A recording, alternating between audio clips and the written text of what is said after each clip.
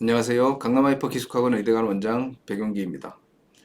어, 앞서 첫 번째 영상은 의대간다운 학생에 대해서 설명을 좀 드렸었고요. 오늘은 예고됐던 바와 같이 의대간다운 전통에 대해서 좀 설명을 드려볼까 합니다.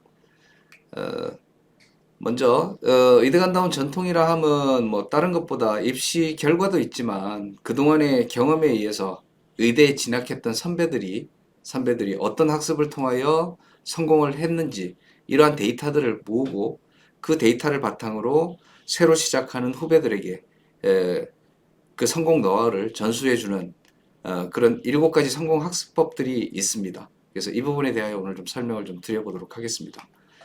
먼저 앞선 영상에서 의대간다운 학생에서 최상위권을 유형 분류를 좀 했었죠. 유형 분류를 좀 했었고 수능 성적을 결정하는 5대 요소의 성취도에 따라서 32가지 학생의 유형이 있고 그 중에 5가지 최상위권 학생들의 유형 분류를 했었습니다.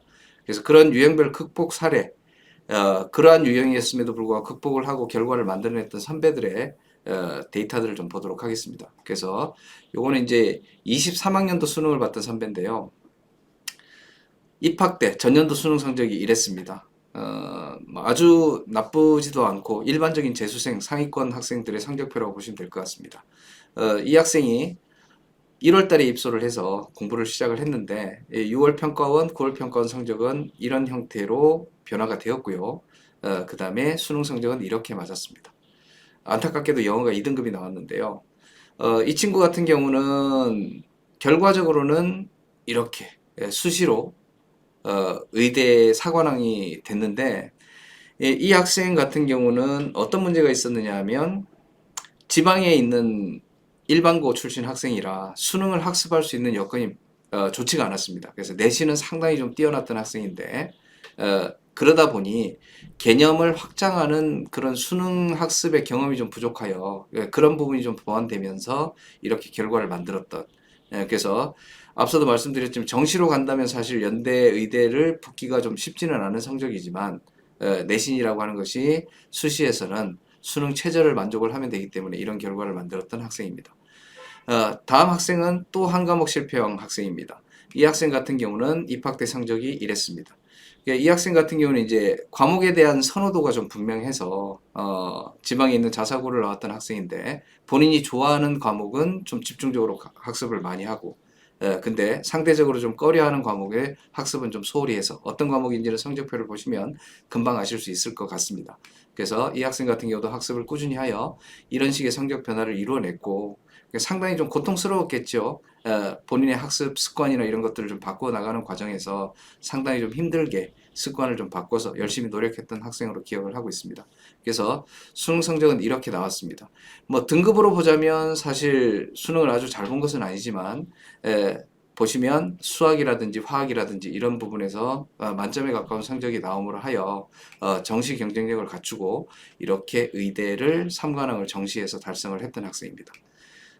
다음은 학습은 아주 깊이 있게 잘하지만 문제 풀이 양이 좀 부족했던 학생이죠. 그래서 이 학생 같은 경우는 공부를 좀 상당히 잘했던 지방 자사고 출신 학생인데 전년도 입학 때 전년도 수능 성적이 이렇게 나왔다가 6평과 9평 성적이 이렇게 좀 바뀌어 나가면서 아무래도 이제 재수를 하는 동안에는 내신하고 상관없이 수능 학습에 이제 집중을 할 수 있기 때문에 문제를 푼 양들이 좀 상당히 상대적으로 많았겠죠.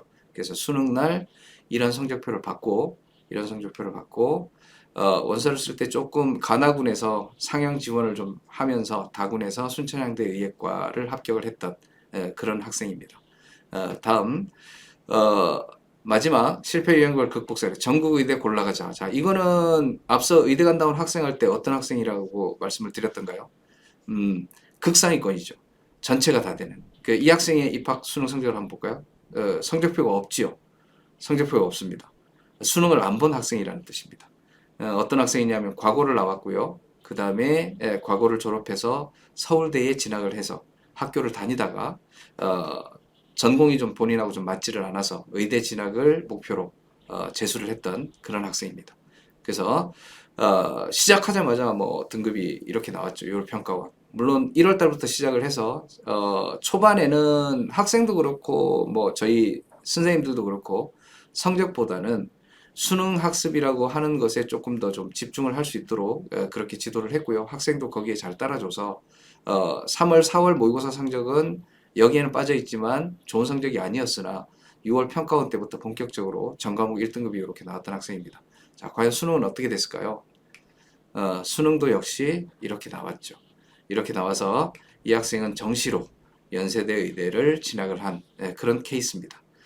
그래서 이런 이제 저희의 성공 사례들에서 좀 특이할 만한 열심히 노력도 했고 후배들한테 노하우를 좀 전달을 해줄 만한 이런 선배들은 저희가 따로 멘토단을 꾸려서 후배들에게 그 노하우를 전수를 해줄 수 있도록 하는데 그래서 이런 합격생 앞서 있던 성적표의 주인공들입니다. 이런 학생들의 합격 수기나 인터뷰나 이런 영상들을 홈페이지나 뭐 다양한 수단들을 통하여 후배들에게 좀 전달을 해주는 방식으로 저희 학원에서는 좀 지원을 해주고 있습니다.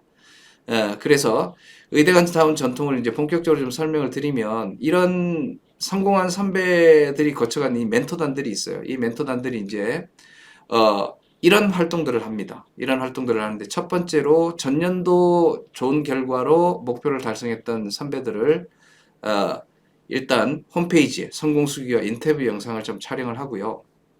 그 다음에 올해도 지금 8명 정도 멘토단을 제가 계획을 하고 있고 학생들을 지금 섭외를 하고 있는데 윈터와 조기 선발반 기간에 이 기간에는 이제 선배들이 아직은 대학교를 등교를 하지 않는 입학 전의 상황이기 때문에 학원에 직접 와서 재원생들하고 같이 24시간 숙소에서 생활을 하면서 24시간 함께 생활하면서 대면으로 멘토링을 진행하는 이런 멘토링 활동을 좀 지원을 해주고 있습니다.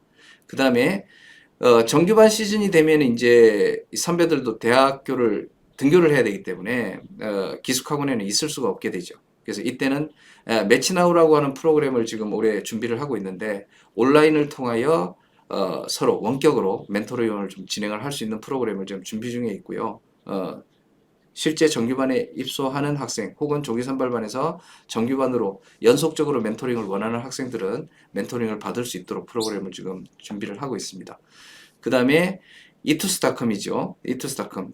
강화기숙 의대관이 이투스 계열 학원이다, 직영 학원이다라고 하는 걸 모르시는 분들이 계실 텐데 일단 이투스 에듀라고 하는 회사의 학원 브랜드가 강남 하이퍼 기숙학원 의대관이다. 이렇게 좀 이번 기회에 알아두시는 것도 괜찮을 것 같습니다. 그래서 이투스닷컴에 강화 멘토단으로 이제 온라인 수업 혹은 뭐 이투스닷컴을 이용하는 후배들에게 질문도 받고 그 다음에 본인의 경험담도 올리면서 성공 노하우를 전수해주는 그런 활동을 하고 있습니다. 그 다음에 메디친이라고 해서 의대 진학을 원하는 수험생들에게 좋은 정보를 제공을 해주는 SNS 그도 있고 그 다음에 별도의 또 사이트가 있습니다. 저희 홈페이지에 오시면 배너가 걸려있기 때문에 메디친에 아주 좋은 정보들이 좀 많이 있거든요. 그래서 여기에도 본인들의 경험을 좀 나누어주는 그래서 성공 노하우를 전달하는 이런 역할들을 꾸준히 지금 해왔고 개원 이래로 그래서 이런 부분이 의대간다운 전통이다 라고 저는 말씀을 드리고 싶네요. 그래서 실제 이제 이런 성공 전략들을 노출하는 홈페이지에는 이런 이제 성공 수기에 대한 영상들이 올라와 있고요. 그 다음에 메디친이라든지 강화 멘토 활동들을 이렇게 지금 진행을 하고 있다라고 하는 부분을 좀 설명을 드리겠습니다. 그 다음에 오늘 영상은 조금 좀 길어질 수 있을 것 같은데요. 그래서 이런 성공 사례들 제가 8년 동안에 강남 하이퍼 기숙 의대관에서만 1426명 정도의 의학계열 합격생들을 배출을 하는 것을 지켜봐 왔습니다. 그래서 이 학생들의 성공 학습법을 제 나름대로 좀 정리를 하고 이거에 대해서 선생님들하고도 토론도 많이 하고 담임쌤들하고도 얘기를 하고 실제 졸업생들하고도 얘기를 좀 많이 해보고 그래서 정말 후배들한테 도움이 될 만한 성공학습법 7가지만 추려서 별도로 좀 소개를 해 드릴 테니까 살펴보도록 하겠습니다. 먼저 선배들의 성공학습법 1번입니다. 이 선배들의 성공학습법 1번은 이런 거죠. 이게 아무래도 최상위권 학생들을 모집을 하다 보니까 거기에다가 이제 10개월 남짓한 짧은 기간에 의대라고 하는 어려운 입시의 관문을 통과를 해야 하다 보니 조급해하는 학생들이 좀 상당히 많습니다. 그래서 대부분 상담을 하거나 초기에 이제 이렇게 학생하고 학습 계획을 세우다 보면 저는 개념은 다 알아요, 이제. 뭐, 이렇게 얘기를 풀어나가는 경우들이 많아요. 근데 제가 경험한 바로는 만점에 가까운 성적을 만드는 극상위권 학생들은 안다의 기준이 좀 남달랐습니다. 그래서 첫 번째 성공학습법 1번은 인지라고 하는 말을 좀 다소 좀 이게 낯설 수는 있으나 제가 골라봤습니다. 그래서 성공학습법 1번은 인지. 뭐 자주 우리가 접하는 단어죠. 그래서 요게 한자 두 글자가 있는데 요 한자 두 글자를 이렇게 풀어보면 알인자와 알지자입니다. 둘 다 안다라는 의미죠. 안다라는 의미인데 이게 한자가 뜻글자다 보니까 이걸 해자를 해보면 이렇게 분해가 됩니다. 우리말로는 똑같이 알다인데 한자의 의미는 좀 약간 다르죠. 그래서 인자라고 하는 것은 말하는 것을 참는다라고 하는 두 글자가 지금 조합이 된 안다고 지자는 입구자에다 화살 시자가 결합이 돼서 입으로 화살을 쏜다. 혹은 뭐 입에다가 화살을 쏜다. 뭐 이렇게 볼 수도 있겠네요. 그죠? 그래서 이렇게 두 가지 좀 차이가 있습니다. 그래서 말하는 것을 참는다가 안다라면 말하는 걸 참으면 우리가 해야 될 게 뭐가 있을까요? 그런 부분에 대한 고민을 한번 해볼 만한 글자고요. 그 다음에 입으로 화살을 쏜다라고 하는 건 그만큼 뭐 입에서 빠르게 말이 나간다? 뭐 이렇게 해석을 해볼 수도 있겠네요. 그래서 이해를 돕기 위해서 좀 예를 하나 들어보면 강화기수 의대관을 아십니까? 라고 한다면 부모님들에 따라서는 뭐 위치 정도나 이름 정도를 알면 안다라고 하시는 분도 계실 테고 정말로 깊숙하게 알아야 내가 안다라고 할 수 있지 않을까 이렇게 대답을 좀 망설이는 경우들이 좀 생기지 않을까. 그래서 말하는 것을 좀 참는다 요런 느낌. 그 다음에 오른쪽에 있는 지자에 대한 예는 주소나 전화번호나 언제생 정원은 몇 명이고 몇 개 반이고 실적은 장점은 뭐 이렇게 구체적으로 질문이 들어갔을 때 막힘없이 나올 수 있어야 이게 안다라고 할 수 있지 않느냐. 이런 뜻으로 각자의 뜻을 생각을 해볼 수 있을 것 같습니다. 그래서 인지를 일단 네이버에서 이제 어학사전이 있어서 찾아봤는데 이렇게 지금 되어 있어요. 이렇게. 그래서 인지는 두 글자에 대해 자극을 받아들이고 저장이 인자에 좀 가까운 게 아닌가 싶고요. 인출은 지자에 좀 가깝지 않나 이런 생각이 좀 듭니다. 그래서 저장할 때는 읽기와 듣기라는 수단을 좀 이용을 하는데 이게 인자에 가깝고요. 인출을 할 때는 쓰기 말하기. 그래서 이 두 개를 합쳐서 인지라고 해서 안다. 라고 볼 수 있을 것 같습니다. 그래서 학습에 있어서는 범위나 깊이, 공부를 할 때는 얼마나 깊이 있고 얼마나 넓은 범위로 공부를 해야 내가 안다 라고 할 것이냐.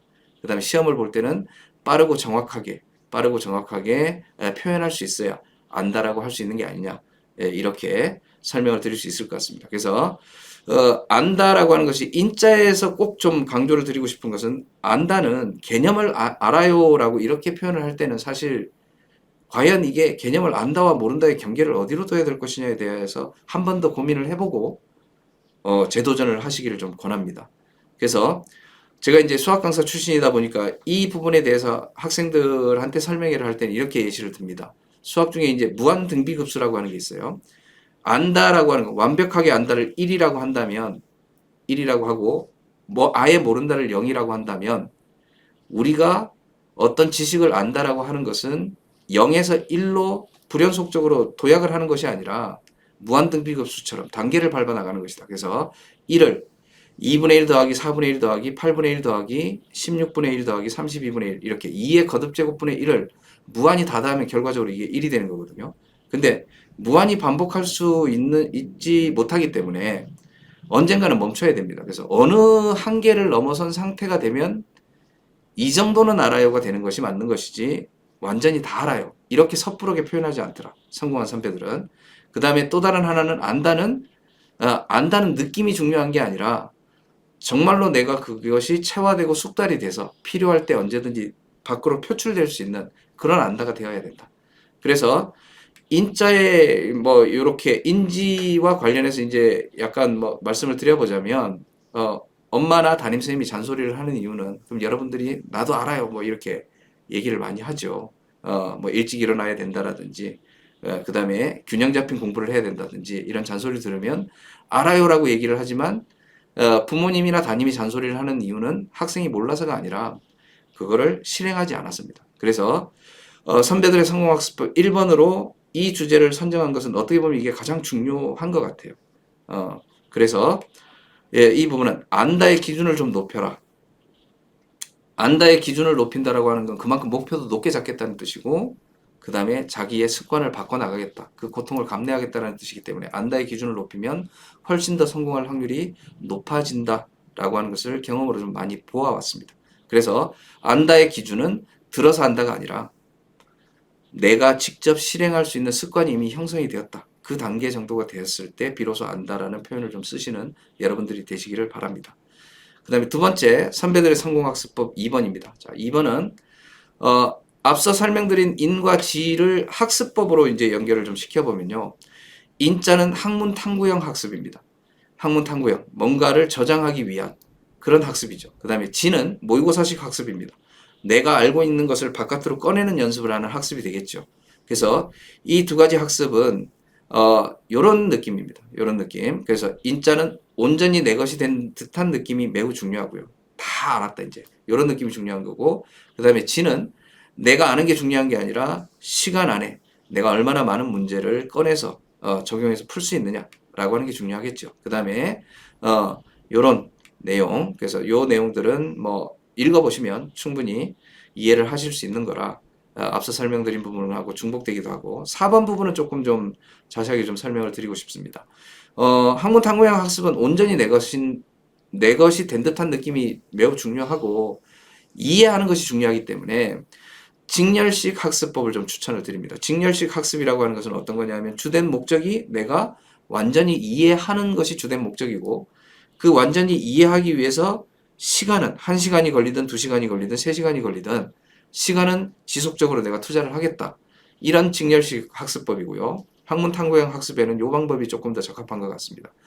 이에 반하여 모의고사식 학습은 단위 시간당 학습량이 매우 중요하기 때문에 병렬식 학습을 좀 추천을 합니다. 병렬식 학습은 직렬식 학습하고 상대적인 개념이다. 이렇게 보시면 될 것 같아요. 무슨 말씀이냐면 시간을 1시간으로 딱 정해놓고 그 안에 내가 할 수 있는 공부를 하고 끝내는 겁니다. 그래서 시간이 주가 되고 그 시간을 오버되지 않게 넘기지 않게 그 시간 내에서 내가 할 수 있는 학습량을 채우고 그 다음 단계의 학습을 다음 시간에는 한다. 그래서 이게 이제 실제 우리가 시험을 볼 때 이렇죠. 시험 보는 시간이 정해져 있기 때문에 그 시간 넘어서 문제를 풀게 되면 부정행위가 됩니다. 그래서 직렬식 학습과 병렬식 추천하는 학습법도 조금은 좀 차이가 있다. 이렇게 이해하시면 될 것 같고요. 그 다음에 학문 탐구형 학습을 할 때는 실력 향상이 주된 목적입니다. 그래서 지금 내가 비록 3등급이나 뭐 4등급이라고 할지라도 실력을 키울 때는 1등급이나 만점을 목표로 완벽을 기하는 공부를 하시는 게 맞겠죠. 그런데 모의고사식 학습을 할 때는 이거하고는 좀 다릅니다. 현재 내 점수가 예를 들어서 뭐 80점이라면 80점에서 당연히 만점을 목표로 공부는 해야 되겠지만 시험을 볼 때는 80점의 그 다음 목표는 여기서 내 점수에서 한 문제를 더 맞춰서 84점을 만드는 것이 수학을 예로 들자면 한 문제를 더 맞추는 게 시험 볼 때의 목표여야 됩니다. 그래서 다음 단계의 점수를 목표로 모의고사식 학습을 하셔야지 시험을 풀 때 비약적인 점수를 기대를 하다 보면 시험 운영이 제대로 좀 안 될 수 있습니다. 그래서 이런 좀 차이가 있고요. 그 다음에 평가 도구로서는 학문 탐구형 학습을 많이 한 학생들을 선발하려고 하는 대학에서는 평가 수단으로 주로 실력을 평가하기 위해서 종합전형이라든지 그 과정을 많이 보겠다는 거죠. 그 다음에 논술이라든지 한 문제에 대해 풀이 시간을 좀 길게 주는 이런 형태. 그 다음에 수능으로 따지면 뭐 킬러는 지금 배제가 되고는 있습니다만 여전히 고난도 문제 시간을 좀 많이 들여서 그래서 충분한 시간을 확보한 다음에 시간을 좀 많이 들여서 깊이 있게 고민을 해서 이렇게 점수를 만들 수 있는 그런 평가 도구들이 학문 탐구형 학습을 잘하는 학생들을 선발하기 위한 수단이라고 볼 수 있고요. 이에 반하여 모의고사식 학습을 열심히 하는 학생들을 선발하겠다라고 하는 것은 말 그대로 점수, 수치화된 성적을 좀 평가하는 평가 도구들입니다. 그래서 내신을 반영하는 교과라든지 정시라든지 그 다음에 준킬러 이하의 문제들에 해당이 되는 수능 문제들 이런 것들이 모의고사식 학습이 좀 열심히 된 학생들을 선발하는 평가 도구다. 이렇게 이해를 하시면 될 것 같습니다. 그런데 편의상 지금 두 가지를 나눠서 설명을 드렸지만 이 두 가지는 별개의 학습법이 아니죠. 두 개가 서로 상호 보완적입니다. 그래서 색깔을 두 개를 양쪽을 좀 뒤집어서 지금 7번을 설명을 해놨는데요. 장표에. 그래서 학문 탐구형 학습이 어느 정도 되었다면 저장이 어느 정도 됐으니까 그거를 이제 밖으로 표현하는 방식, 즉 모의고사식 학습의 준비 단계로서 학문 탐구형 학습을 좀 진행을 하시는 게 필요하고요. 수험생이라는 전제하에. 그 다음에 모의고사식 학습도 학문 탐구형 학습이 전혀 되지 않은 상태에서 모의고사만 많이 푼다고 해서 실력이 올라가지가 않습니다. 틀렸던 문제를 계속 틀리게 되는 거고요. 그죠? 그래서 학문 탐구형 학습의 주제를 선정하는 도구로서 모의고사식 학습을 좀 활용을 해봐야 됩니다. 내가 안다라고 느꼈었는데 막상 문제를 만나서 실전에 적용을 해보니 좀 적용이 잘 안 되더라. 아, 이 부분이 내가 부족하구나 라고 하는 것을 좀 다시 피드백을 받고 학문 탐구형 학습의 좀 주제를 정하는 도구로 좀 활용을 하는 게 좀 필요하겠죠. 그래서 이 각각의 이제 대표적인 방법이 이런 것들이 있습니다. 가외가 있고 인강이 있고 현강이 있겠죠. 각각의 장단점이 있을 겁니다. 그 다음에 모의고사식 학습은 각각에 대하여 이 부분 머리 뒤쪽에 있는 건 수능입니다. 수능 모의고사 문제풀이. 모의고사 문제풀이는 이제 차이가 모의고사는 하루 동안에 수능처럼 전 과목을 다 보는 모의고사를 뜻하고요. 문제풀이는 말 그대로 과목별 모의고사를 그냥 그 과목에 제한된 시간에 푸는 문제풀이를 좀 구분을 지어서 이렇게 해놨습니다. 그래서 조금 더 학생들이 선호하는 방법이 있고 그 다음에 학습의 고통이 좀 높은 게 있고 좀 낮은 게 있겠죠. 근데 중요한 것은 성공한 선배들 사례들을 보면 이 두 가지의 균형이 아주 잘 맞는 학생들이 사실 극상위권 학생들입니다. 그래서 본인이 뭐가 부족한지 이게 이제 이 단어를 메타인지라는 표현을 우리가 많이 쓰죠. 그래서 나의 인지 과정 자체의 문제점들을 좀 더 높은 단계에서 나를 관찰하면서 어떤 문제가 있는지를 찾아서 거기에 대한 보완을 해나가는 방식의 인지 과정을 이제 우리가 메타인지라고 하는데 이런 메타인지가 아주 잘 되는 학생들이 사실은 성공하는 극상위권 학생들의 두드러진 특징 중에 하나입니다. 그래서 이런 메타인지를 통하여 학문 탐구형 학습과 모의고사식 학습의 균형, 그거를 간단히 인지균형이라고 하는 표현으로 좀 설명을 해봤습니다. 그래서 이게 균형이 좀 잘 맞는 이런 학습을 좀 지향하셔야 내년에 여러분들이 목표하신 대학에 합격할 가능성이 좀 더 높아지지 않나라는 생각이 좀 듭니다. 그 다음에 선배들의 성공학습법 세 번째입니다. 세 번째는 수능이라고 하는 시험이 결국은 우리 의학계열 입시에서는 가장 중요하다고 말씀을 드렸잖아요. 그래서 수능의 평가 방식은 뭐 질문입니다. 두 가지. 답은 뭐 다들 잘 아시리라고 봅니다. 수능 평가 방식은 영어나 한국사 같은 경우는 절대평가지만 여전히 이제 주요 과목들은 상대평가지요. 상대평가고 평가 내용은 실력을 평가하는 게 아니라 시간을 정해서 그 시간 안에 누가 많은 문제를 정답을 찾아내느냐 단위 시간당 문제 해결력 평가입니다. 이러다 보니까 어떤 현상이 좀 발생을 하느냐면요. 1년간 더하면 실력은 반드시 오르나? 실제로 지금 의대 붐이 발생을 하고 나서 장수생들이 좀 상당히 많이 늘었습니다. 늘었는데 1년간을 더 투자를 했음에도 불구하고 전년도의 수능 성적보다 성적이 좀 오히려 떨어지거나 정체되는 경우들도 좀 많이 발생을 하게 되는데요. 그 이유에 대해서 고민을 한번 해보자 이런 뜻입니다. 그래서 1년간 더하면 실력은 반드시 오르나 성적도 제 경험상 답을 드리자면 실력은 반드시 오릅니다. 실력은 늘어요. 실제 학생들도 체감을 하고요. 근데 성적은 아까도 말씀을 드렸다시피 1년을 더 투자했음에도 불구하고 오르지 않는 경우들이 있다는 말씀이죠. 그 이유가 이제 왜 그러냐면 분명히 전년도에 나보다 1년을 더 공부를 한 나는 학습량이 더 늘어나게 되겠죠. 그래서 작년 공부량을 100이라는 기준으로 잡았을 때 1년 더 했을 때는 학습량이 130으로 늘습니다. 느는데 수능 시험이라고 하는 것은 상대평가이고 단위 시간당 문제 해결력 평가가 중요하다 보니까 학습의 양도 중요하지만 단위 시간당 이 학습량이 매우 중요합니다. 근데 1년을 더 했을 때 만약에 130이 누적 학습량이라면 실력은 분명히 30이 늘었어요. 근데 그 내부를 자세하게 살펴봤더니 작년에 해왔던 공부의 복습을 통해 50은 그냥 저절로 채워졌고 실제 단위 시간당 공부량은 80 정도밖에 되지 않았다면 오히려 이런 경우에는 성적이 정체되거나 떨어질 수 있다라고 이렇게 이해를 하시는 게 필요합니다. 그래서 어찌되었거나 1년 더 도전을 하게 되면 수시를 하든 정시를 하든 수능 성적이 중요하기 때문에 성적 결과를 만들어내기 위해서 가장 중요한 학습법은 단위 시간당 학습량을 극대화하기 위한 그런 학습법을 여러분들이 노력해 주셔야 된다라고 하는 말씀을 좀 드리고 싶고요.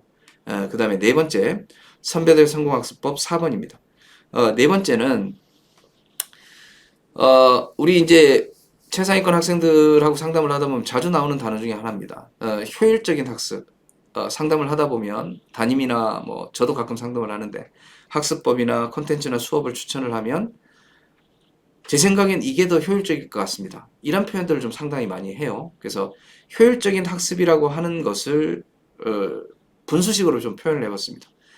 오른쪽에 나와 있는 게 이제 투입되는 고통분에 산출되는 성적으로 표현을 했습니다. 그래서 이게 이 수치를 이제 효율적이다라고 하는 용어를 한다면 효율성이 높아진다라고 하는 건 어떤 의미가 있을까요? 이런 의미가 있겠죠. 투입되는 고통은 줄어들고, 자, 요 정도 산수는 이해하실 수 있으시죠?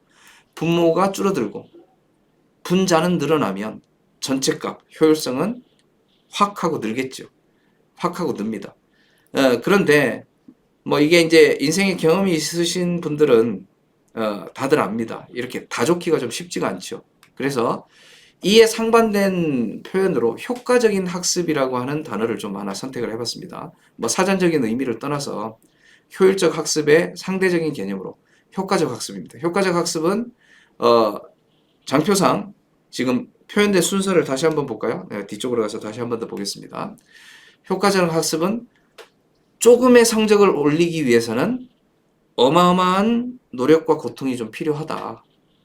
왜냐하면 우리의 최종 목표는 어찌되었거나 고통의 감소가 아니라 성적을 향상시키는 것이기 때문에 고통을 줄이면서 성적을 향상시킬 수 있다면 당연히 그 방법을 선택을 해야 되겠지만 그런 방법이 흔치 않기 때문에 더더군다나 어느 정도 성적이 궤도에 올라와 있는 최상위권 학생들이 한 문제씩을 더 맞추기 위해서는 작은 점수를 올리는데도 많은 습관의 변화, 고통이 좀 필요하다라고 하는 생각을 하셔야 됩니다. 그래서 계획 단계에서는 당연히 효율적인 학습에 대한 고민을 하셔야 됩니다. 효율적이라고 하는 게 나쁜 말은 아니죠. 그래서 계획 단계에서는 이렇게 하셔야 되지만 막상 그 계획을 실행함에 있어서는 효과, 고통에 자꾸 집중하지 마시고 내 성적의 향상 가능성 여부에 초점을 맞추신 그런 학습법들을 실행을 하시는 게 좀 필요할 것 같습니다. 그래서 예를 들어서 이 부분을 좀 과목별로 나눠서 설명을 좀 드려보면요. 국어와 영어 같은 경우는 반복이나 암기 쪽이 조금 더 쉽습니다. 그 다음에 고민하고 분석하는 것이 좀 더 고통스럽죠. 이게 무슨 말씀이냐면 국어나 영어는 문제 이제 출제 방식이 지문이라고 하는 것, 제시문이라고 하는 게 등장을 합니다. 이 제시문은 반복을 하게 되면 글의 내용, 뭐 EBS 연계도 되고 뭐 이렇게 하니까 지문을 많이 보고 기출 문제 같은 경우 지문을 많이 보면 그 내용이 이제 내 머릿속에 자연스럽게 저장이 돼 있기 때문에 그 위에 이제 문제를 풀어내는 것은 매우 쉽습니다. 오히려 더 쉽고 올해 이제 24학년도 수능에서 사실 이 고통 부분이 아주 잘 반영이 됐다고 보는데 분석하는 공부 어떤 거냐면 지문에 대한 분석은 당연히 이루어져야 될 테고 선지에 대한 분석 기출을 예를 들면 정답이 되는 선지만을 골라내는 학습이 아니라 오답이 됐던 4개가 왜 오답일 수밖에 없는지 이런 부분들을 세밀하게 분석하고 수능 출제자들이 매력적인 오답을 만들어내는 방식이나 이런 형태들에 대해서 분석하는 공부가 사실 국어나 영어는 상당히 좀 고통스러운 공부가 되겠죠. 그 다음에 이에 반하여 수학은 기본적으로 학생들이 좀 어려워하는 경우도 많고요. 그 다음에 계산이라고 하는 부분이 들어가기 때문에 계산이나 뭐 그 다음에 조건의 변형 비슷해 보이지만 이런 것 때문에 학생들이 고민하고 걱정하는 것들은 대부분 더 잘합니다. 그래서 고난도 문제를 풀어라라고 하면 특히 상위권 학생들은 아주 좋아하죠. 집중도 잘하고 긴 시간 동안 한 문제를 좀 이렇게 끌고 풀고 합니다. 근데 막상 극상위권에 도달하기 전 상위권이나 최상위권 학생들은 본인들이 고난도를 못 맞춰서 점수가 잘 안 나온다고 생각을 하지만 그것보다는 그 고난도 문제를 풀 수 있는 시간을 시험 시간 내에 확보를 못하는 경우가 훨씬 더 많습니다. 그 다음에 고난도 문제를 시간 투자를 하여 맞췄다고 하더라도 오히려 더 쉬운 문제나 기본적인 문제에서 실수를 하거나 이런 시간 관리를 잘못해서 운영을 잘못해서 전체적인 총점을 못 올리는 경우들이 훨씬 더 많아요. 그래서 수학과 과학은 반복해서 속도를 끌어올리는 공부가 상당히 좀 고통스럽습니다. 예, 그러면 저도 이제 뭐 나름 입시 전문가입니다만은 수능을 출제하는 평가원은 여러분들의 이런 학습 패턴을 누구보다 잘 아는 사람들이겠죠. 그리고 대학도 마찬가지고 우수한 학생들을 선발을 하겠다라고 하는 것은 쉬운 선택을 한 학생보다는 당연히 고통스러운 선택을 하고 그걸 극복을 해내서 어, 극상위권으로 올라간 학생들을 좀 더 잘 선발할 수 있는 문제들을 만들어내기 위해서 노력을 할 겁니다. 예, 그런 방향으로 지금 수능이 바뀌고 출제가 되고 있고요. 그래서 평가원은 이런 부분에 더 방점을 두고 수능 문제를 좀 만들어낼 것이다라는 생각하에 여러분들이 내년도에 습관을 바꾸는 고통, 여기서 말하는 고통은 뭐 물리적인 고통이 아닙니다. 여러분들의 습관을 바꿔내는 그 고통을 좀 더 힘든 공부, 남들도 나랑 똑같이 좀 힘들어하는 그런 공부들을 잘 해내는 어, 그런 학습을 통하여 그래서 선배들의 성공학습법 4번은 효율적인 학습에 매몰되지 말고 효과 지향적인 학습을 좀 실행할 수 있는 그런 학습법을 여러분들이 좀 몸으로 익히시기를 추천을 합니다. 그래서 실제 선배들이 추천을 하기도 하고 이걸로 좋은 결과를 만들어낸 많은 성공 사례들이 있기 때문에 네 번째로 추천을 드렸고요. 자, 다섯 번째입니다. 다섯 번째는 선배들의 성공학습법 5번은 학습 균형에 관한 얘기죠. 저희 학원은 100% 선택 수업제이긴 합니다만은 학생들한테 선택권은 주지만 학생들의 선택이 무조건 옳다라고 맡기지는 않습니다. 그래서 기본적으로 학생들의 개별적인 진단에 따라서 맞춤을 하는 거지 선택이 포인트가 아니죠. 맞춰서 학생한테 맞춰서 수업도 추천하고 콘텐츠도 추천을 하겠답니다. 그래서 담임 선생님들이나 강사분들이 여러분들한테 기본적으로 제시를 하는 학원 프로그램들이 있습니다. 이런 수업은 좀 꼭 필수로 좀 들었으면 좋겠다. 이런 콘텐츠는 지금 학생한테 꼭 필요한 콘텐츠니까 좀 풀었으면 좋겠다. 이런 학원 프로그램들이 있습니다. 그래서 지금 막대 그래프 5개를 그려놨는데 빨간색으로 표시된 국어와 탐구가 조금 부족한 어떤 학생이 있다라고 예시를 한번 들어보겠습니다. 그래서 이 막대 그래프의 높이가 학원 프로그램을 각 과목별로 100%를 다 수행을 하는 양이라고 봤을 때 학생들에게 본인 계획을 좀 세워봐라 라고 얘기를 하면 학습 계획을 이런 식으로 세우죠. 일단 국어는 부족하니까 다 하겠다. 그 다음에 수학은 중요한 과목이라 빨간색 색깔의 지금 위치가 좀 잘못됐네요. 수학은 중요한 과목이니까 내가 부족하지는 않지만 그래도 다 하겠다. 그런데 부족한 두 과목을 학습을 하라고 그러면 이 두 과목의 학습량을 늘리면서 영어와 탐구의 학습량을 오히려 줄이게 되는 이런 학습 계획을 세우는 학생들이 아주 많습니다. 특히 내신과 병행해야 되는 고등학생들, 수시 최저를 맞추는 전략을 구사하는 고등학생들의 학습 패턴에서 이런 영상이 아주 많이 나타나는데요. 이건 사실은 효율적이다라고 하는 표현을 들어서 학생들이 얘기를 하지만 결과보다는 고통의 회피를 선택하는 그래서 결과적으로 이런 학습을 하게 되면 부족한 과목들은 성적이 생각처럼 빠르게 오르지 않습니다. 그렇지만 단위 시간당 학습량이 중요한 수능 학습에 있어서는 아무리 잘했던 과목도 학습 공백이 발생을 하면 한 두세 달 이후에 성적이 좀 떨어지게 되죠. 그래서 성적 균형이 좀 파괴가 되고 하향 평준화가 이루어지는 이런 악순환에 늪에 빠지게 되는 그런 학습 계획이 되겠습니다. 그 다음에 똑같은 예시로 이런 추천 학습법이겠죠. 자, 요 학생 같은 경우는 요렇게 기본적으로 해야 될 공부들, 학원 프로그램은 다 소화를 하면서 본인의 부족한 과목에 대하여 학습량을 추가하는 실제 학원 프로그램도 이런 시간을 확보할 수 있도록 수업 시간과 자습 시간의 비율이 잘 배분되어 있기 때문에 충분히 이런 학습 계획을 여러분들이 세우시고 실행할 수 있도록 구성이 되어 있습니다. 그 다음에 이렇게 되게 되면 이렇게 그래서 선배들의 성공학습법 5번입니다. 앞서 의대 입시에 대해서 설명을 드렸지만 의대 입시의 출발점은 전과목 1등급이 기본 출발선이다 라고 하는 생각을 절대 버리시면 안 되고 방치하는 과목이 생기는 순간 그 과목이 성적을 유지하지 못할 수도 있다 라고 하는 걸 명심하시고 항상 선균형 유지, 후 보완 그래서 균형 유지를 우선으로 생각을 하시면서 약한 부분은 장기적인 계획을 가지고 보완한다 라고 하는 그런 학습 계획을 수립해서 내년도 입시의 성공 가능성을 높이시기를 바랍니다. 그래서 다섯 번째는 프로그램 중심의 균형 학습을 선배들이 추천한 성공학습법 5번으로 여러분들한테 설명을 드려봤습니다. 자, 여섯 번째, 선배들의 성공학습법 여섯 번째는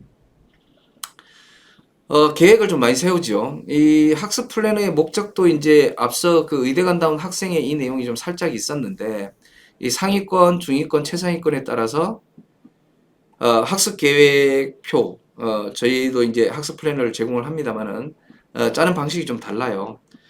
그래서 이게 이제 약간 농담 섞어서 설명을 드리면 상위권까지는 계획을 세워서 공부를 합니다.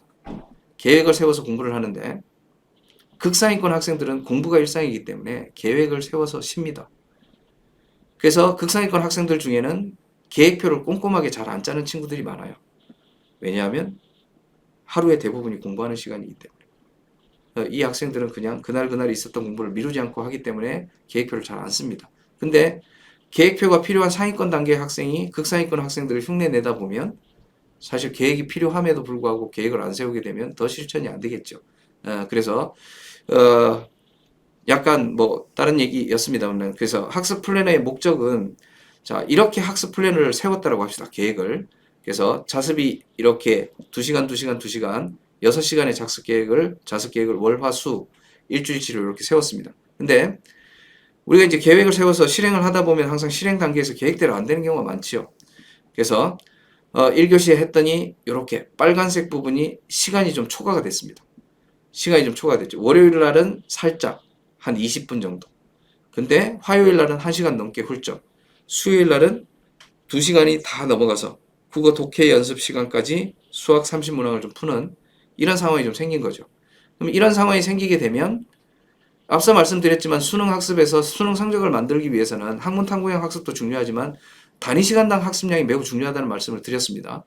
그래서 수요일 같은 경우는 사실 똑같이 수학 30문항을 풀었기 때문에 수학 과목의 누적 학습량은 유지가 되었지만 똑같은 문항수를 2배 긴 시간 동안 했기 때문에 단위 시간당 학습량 자체는 오히려 더 늘어나게 됩니다. 그럼 이렇게 되면 단위 시간당 학습량에 방해가 되는 나쁜 공부 습관을 내가 연습하는 그런 악효과가 좀 발생을 할 수 있죠. 그래서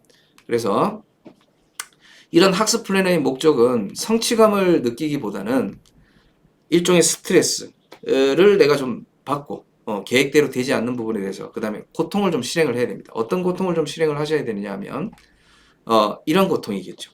넘어간 부분을 일단 계획대로 1교시 자습 시간에 수학 30문제를 다 못 풀었다면 거기서 일단 스톱을 하고 계획대로 국어 독해 연습을 한 다음에 쉬는 시간이나 내가 조금 쉬어야 되는 그런 시간에 못한 부분을 채우고 그 다음에 1시간 이상이 된다면 저희 학원에 이제 적극 추천은 안 하지만 심야 자습이라든지 혹은 식사 시간 같은 경우가 있겠죠. 혹은 시간표상 내가 자습으로 좀 비워놨던 시간 이런 시간들을 좀 활용을 해서 1시간 정도의 분량은 좀 그날 보완을 미루지 않고 한다. 그 다음에 2시간 이상이 되면 이제 저희 학원 같은 경우는 일요일 날 상위권 학생들이 좀 능동적인 학습을 할 수 있도록 일요일 날은 오후에 자유시간이라고 하는 걸 좀 줍니다.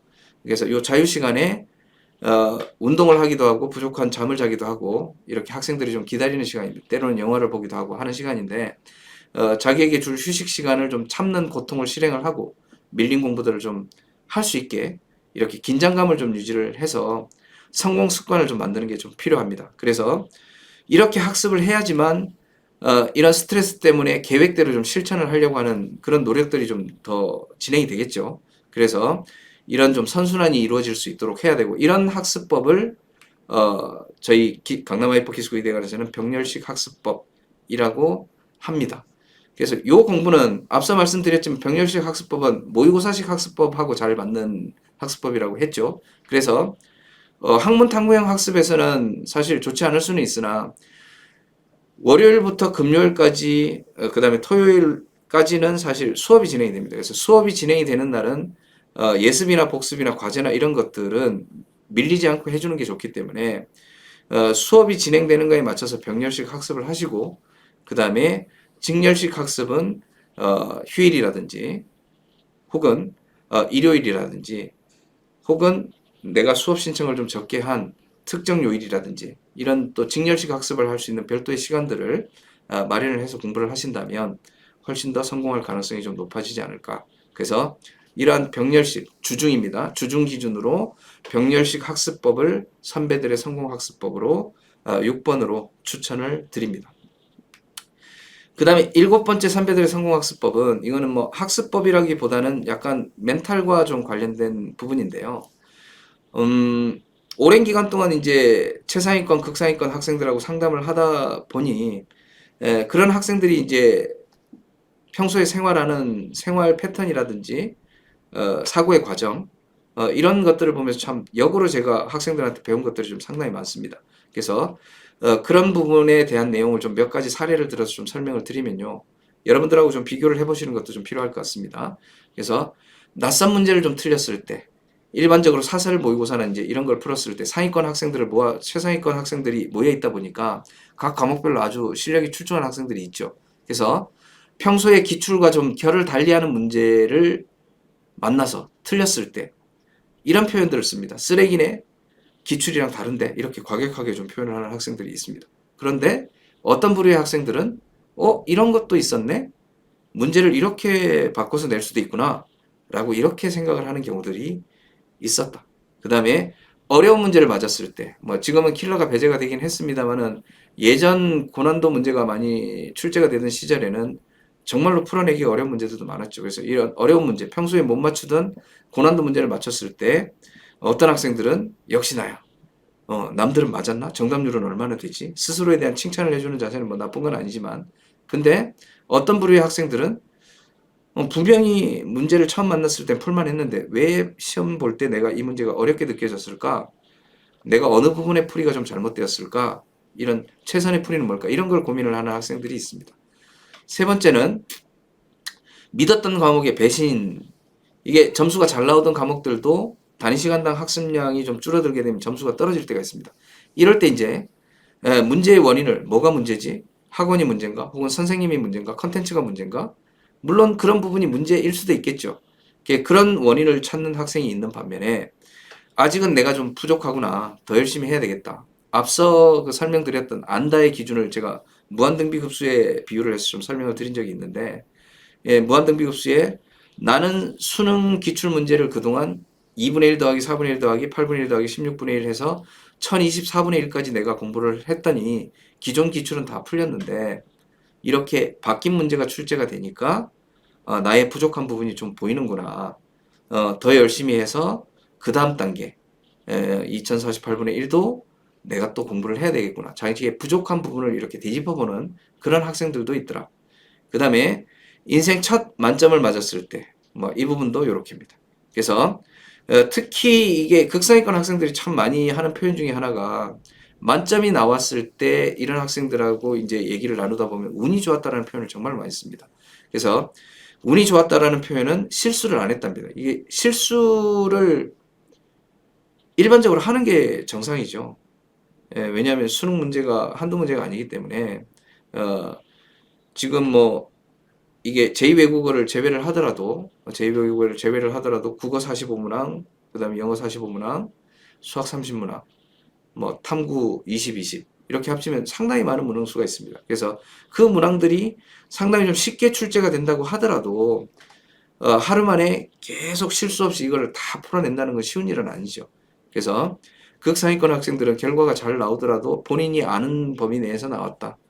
실수하지 않았다. 이런 거를 운이 좋았군. 이라고 하는 표현으로 많이 겸손함이 아니라 이거는 본인들이 실제로 그렇게 느끼더라. 라고 하는 부분입니다. 그 다음에 잘하는 과목. 이 잘한다도 기준이 참 애매하죠. 애매한데 이게 이제 조금 1등급을 맞고 만점이 한두 번 나오고 이렇게 자신감이 붙으면 이제는 혼자 해도 충분해. 라고 해서 이제 혼자 학습 계획을 세우는 학생들이 있습니다. 뭐 그렇게 해도 성공하는 케이스들이 있을 수 있으나 최근에 출제 경향은 조금 기존 기출과는 결을 좀 달리하고 본인의 이제 명확한 기준으로 패턴화된 학습을 통하여 그동안 나왔던 문제들이 다 해결이 된다고 하더라도 언제든 새로운 유형은 나올 수 있는 거거든요. 그래서 선생님들의 수업을 통하여 관점을 좀 다양화하려는 그래서 수업을 안 듣는 게 아니라 오히려 다양한 수업들을 좀 경험해 보려고 하는 이런 학생들이 극상위권들 중에는 꽤 있었다 라고 하는 말씀을 좀 드리고 싶고요. 그 다음에 약한 과목. 약한 과목은 일단 본인이 부족한다는 걸 알기 때문에 조급합니다. 조급하다 보니 나보다 잘하는 학생들이 뭘 하는지에 대한 관심이 많고 그걸 무턱대고 좀 따라하려고 하는 경향들이 좀 강해요. 근데 다른 친구들이 하는 거를 이렇게 조사를 하고 뭐 참고하는 건 나쁜 건 아닙니다. 그렇지만 그 학생의 단계와 나의 단계가 다를 수 있어요. 예를 들자면 실무를 어떤 학생이 풀어요. 근데 그 학생은 기출을 이미 여러 번 반복을 했기 때문에 기출에 대한 히스토리까지 완벽하게 깨고 있는 상태일 수 있거든요. 그래서 기출 학습이 충분히 이루어진 상태에서 실무를 푸는 학생을 보고 저 친구는 나보다 잘하니까 나도 실무를 따라 풀어야 되겠다. 저 친구가 푸는 실무를 풀어야 되겠다. 근데 막상 해당 학생은 기출 학습도 제대로 안 되어 있다면 제대로 된 학습이 이루어지지 않겠죠. 그래서 앞서 의대간 다운 학생에서도 최상위권 분류를 하면서 설명을 드렸지만 마음이 조급하더라도 나의 단계에 맞는 학습들을 해나가야 되고 약한 과목일수록 좀 더 장기적인 그런 계획이 좀 필요하다라고 하는 부분을 좀 강조를 드리고 싶습니다. 그 다음에 모의고사 보기 전, 뭐 이 부분도 대표적이죠. 이 부분은 이제 공부뿐만 아니라 운동선수들 중에 우승하는 운동선수들이 정말로 이게 인터뷰할 때 많이 하는 표현이죠. 세계적인 대회에서 우승을 한 다음에 뭐 특별한 비결이 있습니까? 그냥 연습하던 대로만 했습니다. 라고 하는 인터뷰를 종종 보긴 합니다. 그래서 이게 특히 공부를 오랫동안 손을 놨다가 재수를 하면서 이제 초반에 첫 슬럼프가 좀 빠르게 오는 친구들이 있습니다. 그래서 학습에 단절이 좀 있었거나 고등학교 때 공부를 좀 많이 안 해서 내가 마음먹고 공부만 하면 점수가 좀 금방 오를 것이다 라고 이렇게 기대를 많이 했던 학생들 중에 이런 학생들이 좀 많습니다. 이게 실력이 늘어나는 것처럼 성적이 빠르게 올라가지 않는 경우들도 있거든요. 그래서 시험을 볼 때 열심히 했기 때문에 기대가 크고 그러다 보니 시험 볼 때 뭔가 평소답지 않게 이번에는 기필코 이게 뭔가 좀 힘이 들어간다는 얘기죠. 그죠? 이러다 보면 오히려 시험 운영도 좀 경직되고 안 하던 실수도 할 수 있습니다. 그래서 평소에 열심히 했다면 실전에서는 연습한 대로만 내가 해서 실수 없이 풀겠다라고 하는 약간은 가벼운 마음, 여유 있는 마음이 좀 필요한 것 같습니다. 그 다음에 여덟 번째 모의고사 본 다음에는 어떤 학생들은 빨리 채점하고 점수부터 확인합니다. 그런 다음에 1교시 끝나면 쉬는 시간에 친구들하고 이제 얘기를 하면서 무용담이죠. 주로 이제 어떻게 멋지게 내가 쉬운 문제를 실수했는지 뭐 이런 얘기들을 좀 주고받고 정답도 맞추고 이런 거에 관심이 있는 친구들이 있고요. 그 다음에 모의고사가 끝난 다음에 늦기 전에 복기나 분석을 하려고 하는 사실 모의고사를 하루 종일 봤기 때문에 매우 피곤하죠. 이게 이제 여러 가지 재수의 형태가 있습니다만은 통합 재수 학원에 비해서 기숙 학원이 갖고 있는 큰 장점, 특히 저희 강남 하이퍼 기숙 의대관 같은 경우에는 모의고사 날 학생들이 아무리 피곤해도 반드시 시키는 게 모의고사의 복기와 분석입니다. 그래서 이것도 이제 후반에 다른 영상에서 좀 설명을 드리겠지만 이 모의고사 분석이라고 하는 것은 결국 모의고사는 그 점수로 대학을 가는 게 아니죠. 본인이 어떤 부분이 부족한지를 확인하기 위함입니다. 근데 모의고사 봤을 때 시험 운영, 이게 채점이 중요한 게 아니라 모의고사를 보는 과정에서 내가 컨디션 관리를 어떻게 했고 어느 부분에서 막혔고 그때 내가 어떻게 대응을 했고 이런 부분에 대한 기록이 매우 중요합니다. 그래서 그런 부분은 하루만 지나도 사실 기억이 좀 왜곡이 돼요. 친구들하고 얘기를 하다 보면 분명히 본인 나름대로 확신이 있어서 오답을 골랐음에도 불구하고 이미 해설을 들어버리거나 정답을 들어버린 상태에서 그거를 복기를 하다 보면 기억이 왜곡이 돼서 실수를 했다라고 이렇게 잘못된 판단을 할 수도 있기 때문에 늦기 전에 최대한 빠르게 복기와 분석이 필요하다라는 말씀을 좀 드리고 싶고요. 그 다음에 공부가 잘 안 될 때죠. 공부가 잘 안 될 때.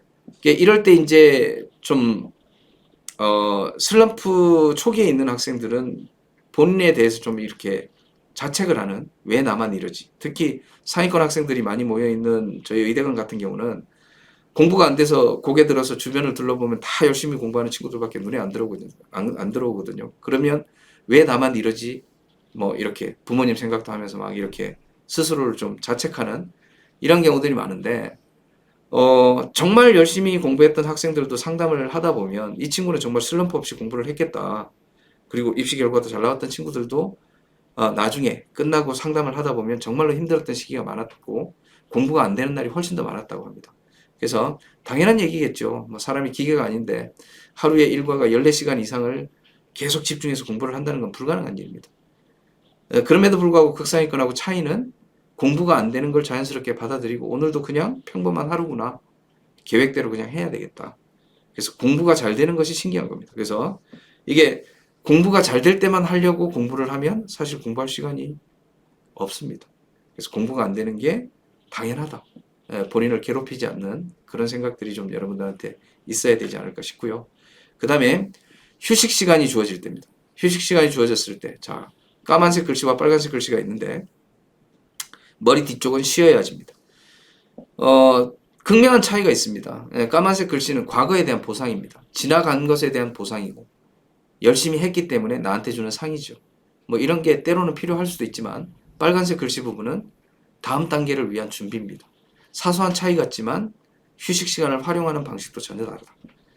그래서 까만색 글씨와 빨간색 글씨를 보시면 뭐 어느 부분이 극상위권 학생들이 많이 갖는 생각인지는 뭐 당연히 느낌이 오실 거라고 봅니다. 그래서 이런 극상위권 학생들이 갖고 있는 생각들을 보면서 저도 아까 많이 배웠다고 말씀을 드렸는데 이 모든 10가지 생각들의 공통점이 있습니다. 공통점이 메타인지하고 관련이 되죠. 자기 자신의 인지 과정에 대한 성찰, 부족한 부분을 찾고 거기에 대해서 메꾸려고 생각이 진행이 되는 이런 부분들이 저희 기숙의대관에서는 제가 몰입형 멘탈 관리다라고 이름을 지었는데 극상위권 학생들일수록 이런 몰입형 멘탈 관리가 정말 잘 되는 학생들이 많았다. 많았다라고 하는 부분을 그래서 요렇게 이거 이외에도 이제 많은 것들이 있습니다만은 이런 선배들의 성공 경험담은 제가 지금 7가지로 소개를 했지만 앞서 말씀드렸던 의대간다운 전통에서 그 성공 수기라든지 멘토들이 강화 멘토단 활동이라든지 혹은 메디친이라든지 이런 곳에 많은 영상과 글들이 수기들이 올라와 있기 때문에 좀 더 필요할 때 찾아보신다면 더 도움을 받을 수 있지 않을까라는 생각이 듭니다. 그래서 오늘은 두 번째 주제, 의대관다운 두 번째 주제, 의대관다운 전통, 선배들의 성공 노하우에 대해서 설명을 드렸고요. 다음 순서는 의대관다운 전문가들, 학생들의 노력도 필요하지만 그 학생들을 도와서 학생들의 역량을 좀 뛰어넘어서 한 문제라도 더 메꿔줄 수 있는, 도움을 줄 수 있는 전문가들에 대한 설명을 다음 영상에서 찾아뵙도록 하겠습니다. 감사합니다.